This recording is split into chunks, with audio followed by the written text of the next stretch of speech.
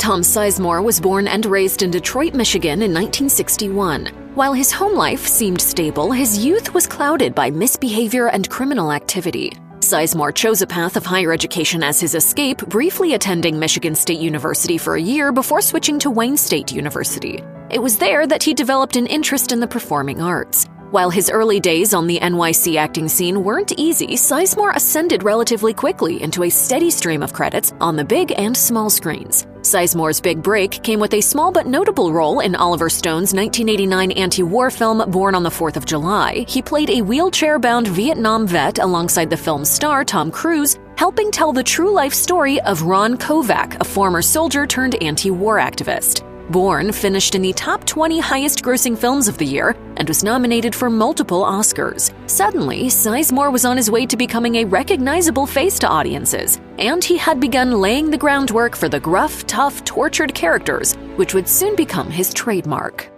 Sizemore became an in-demand choice for several of Hollywood's most acclaimed filmmakers, establishing himself as an actor who could portray a very specific type of character. According to his biography on Turner Classic Movies, he built a reputation for creating a, quote, intense, fast-talking persona. You think I like this hair, man? You think I like these clothes? It's no surprise, then, that some of the biggest directors at the time were all eager to put him on screen. Following in the wake of Born on the 4th of July, Sizemore appeared in films like the Mickey Rourke vehicle Harley-Davidson and the Marlboro Man, Wesley Snipes' Passenger 57, and the Bruce Willis flick Striking Distance. By the early 90s, he was landing featured roles in films like the Robert Downey Jr. starring Heart and Souls. Sizemore earned a Saturn Award nomination for Best Supporting Actor for that film, and went on to endear himself to the emerging Quentin Tarantino crowd with standout work in the director's early scripts Natural Born Killers and True Romance. The crown jewel of this era for Sizemore, however, was his performance as a career bank robber in Michael Mann's 1995 crime classic, Heat. Working alongside legends like Robert De Niro, Val Kilmer, and Al Pacino, Sizemore very much held his own, minting an unforgettable character. As quickly as Sizemore's star seemed to emerge, so too did his drug addiction. In 2010, on an episode of Celebrity Rehab with Dr. Drew, Sizemore explained that he had been using and/or dealing since he was 15 years old. As tends to happen with fame and success, his Hollywood career had only exacerbated the issue. Sizemore later told Larry King in a 2010 CNN interview that he had been addicted to cocaine, meth, and heroin, and separately admitted that he was so high in 2010, he didn't even know his rehab appearance was being filmed.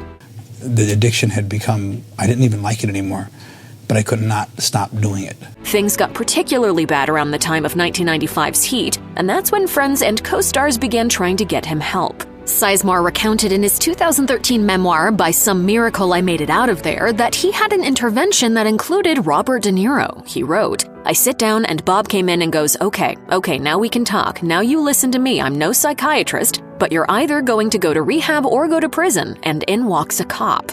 But Sizemore's difficulties continued. By the time of 2003's Stephen King-adapted Dreamcatcher, the last major studio film of his career, Sizemore was claiming to have stayed sober for the shoot, but interviews for the film became problematic. Questions from reporters about the movie were met with poetry recitations and incoherence. As Sizemore's difficulties continued, Heart and Souls and Natural Born Killers co-star Robert Downey Jr. became a trusted friend, particularly since he had successfully overcome similar demons. Sizemore recalled in 2011, "Robert told me this was inevitable. You really want your career back, then you get it back, and you're like, whoa. You think you might get up again because you have access to things again, and you worry you may disappear." At the time, Sizemore claimed to be 2 years sober himself, thanks in part to a live-in sobriety companion hired at the urging of Downey. Hey, Buckaroo. You really came through for me back there. That meant a lot to me.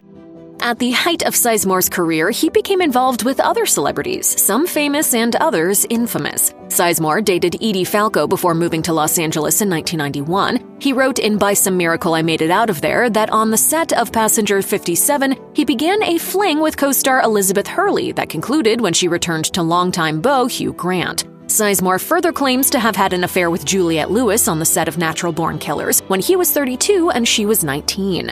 His most high-profile romance, however, was undoubtedly with so-called Hollywood madam Heidi Fleiss, who was convicted of running a prostitution ring in 1994. After 3 years in prison, she began a headline-grabbing relationship with Sizemore, but by 2003, their story had become one of harassment and physical abuse. Sizemore was convicted on multiple counts, serving 7 months in jail and a subsequent 4 months in drug treatment after repeated failed drug tests while on probation. Prior to Fleiss, Sizemore had been married to the Bold and the Beautiful actress Maeve Quinlan from 1996 to 1999. Sizemore's drug problems and violent temperament allegedly played a significant role in their eventual split. Quinlan said in 2019, "I am finally ready to say this and make it public that I am a survivor of domestic abuse. That's something I intend to bring awareness to in my 50s."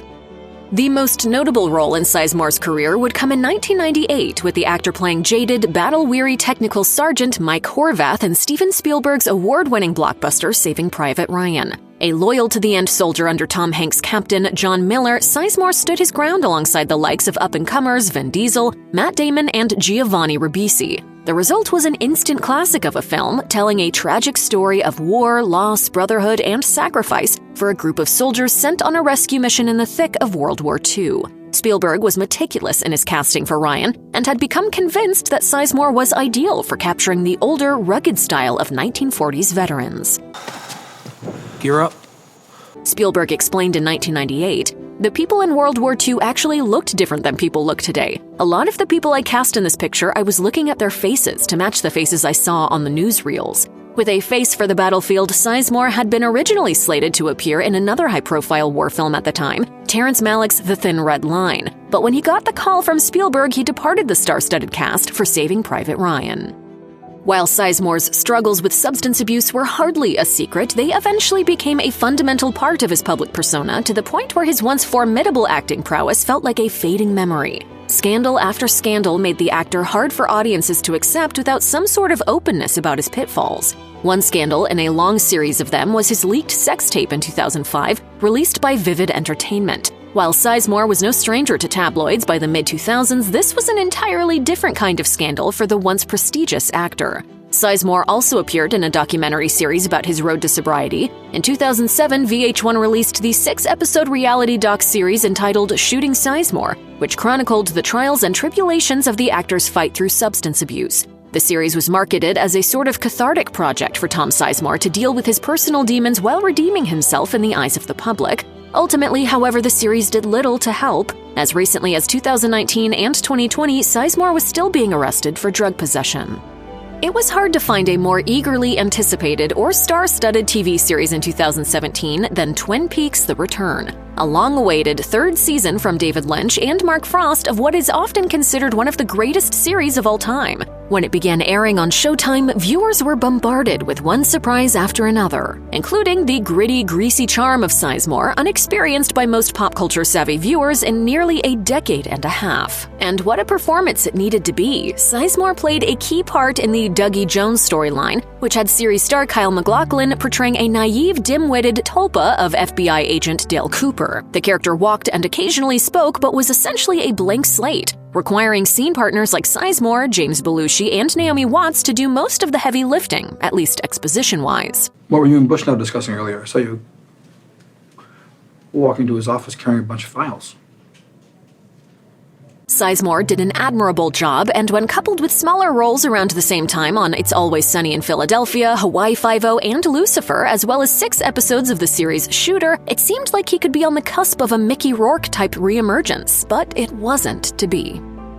Although prior Sizemore controversies may have included drugs, physical abuse, and other offenses, things took an even more disturbing turn. In late 2017, The Hollywood Reporter published a piece detailing the actor's repellent behavior during the 2003 filming of a crime drama released as Born Killers. It was reported that Sizemore had been forced to leave the Utah-based film set after being accused of sexually molesting an 11-year-old actress working on the production. He later ended up returning for reshoots on the film, and the story never leaked to the press until 14 years later. Sizemore categorically denied the charges. He said in a statement posted to his Twitter account, then later deleted, "I have done many things I deeply regret, however, I did not do this." The victim in question did eventually press charges against Sizemore in 2020. Ultimately, a Utah-based judge dismissed the case without any details on the legal reasoning for doing so, according to USA Today.